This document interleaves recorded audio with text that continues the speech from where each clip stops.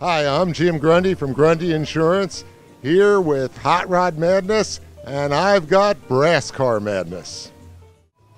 Mr. Jim Grundy, how are you, sir? Tim, it's nice to see you today. Oh, it's an honor to be here. Look at this. We're surrounded by brass, man. We're surrounded by Nationals, Tim. Nationals. National is a featured mark here at the concourse this year, and there's about 20 Nationals in existence, and we have 9 of the 20, so we have almost 50% of the cars in the world right here under this tent today. All right, so do you know where the other ones may be? I mean, I'm sure they're scattered all over the world. But they're as far away as Australia. Okay. And there's some West Coast cars, but we got some good ones here today. The oldest car we got is this red one over here to our left. Okay. That's a 1908 car. It's completely original. It's one of the first Nationals that had a very famous T-head engine that National produced. And that car will drive down the road, Tim, 50, 60 miles an hour comfortably all day long from 1908. Oh, man.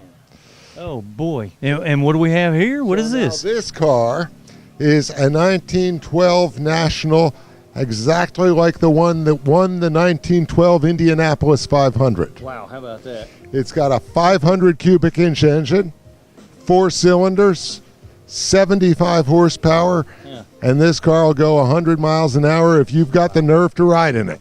Man. Yeah, because you ain't buckled up. There ain't a whole lot of safety going on here, so you could imagine what them drivers went through back in 1912, right?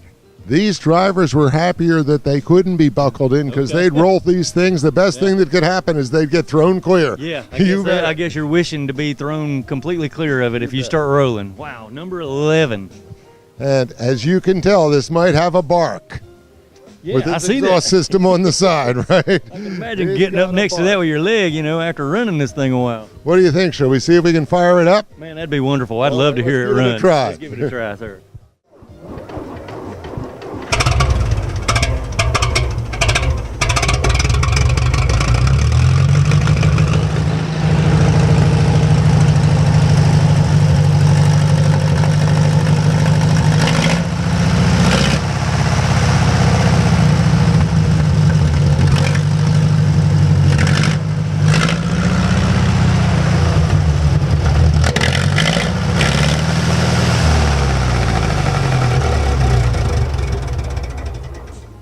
Very distinctive sounds there. And when I brought this car home for the first time, my kids cheered, my wife cried.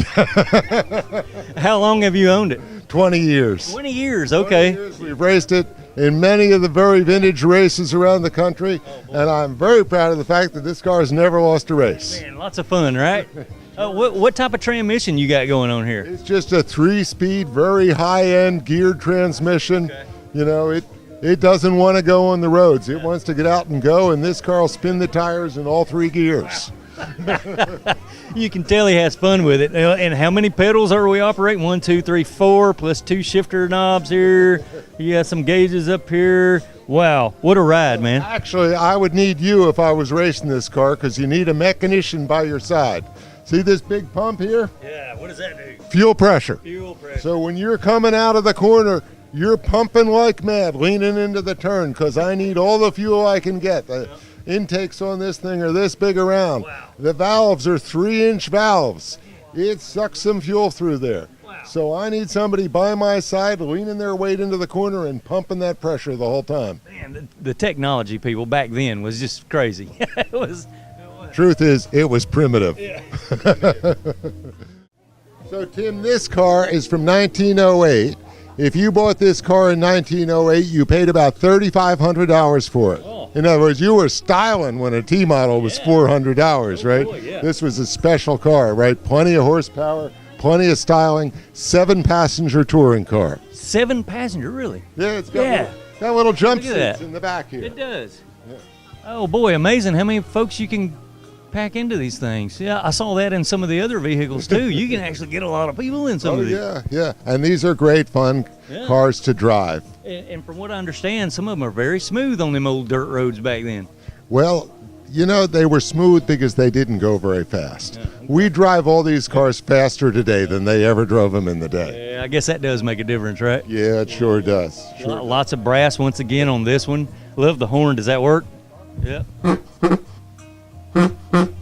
That's all I can get Yeah, out of it. that's it. Yes. Hey, man, for his age, that's pretty good. Well, not bad. This car's 110 years Yeah, old. yeah. How do you think you're going to look at 110 Wow, years man. old, Tim?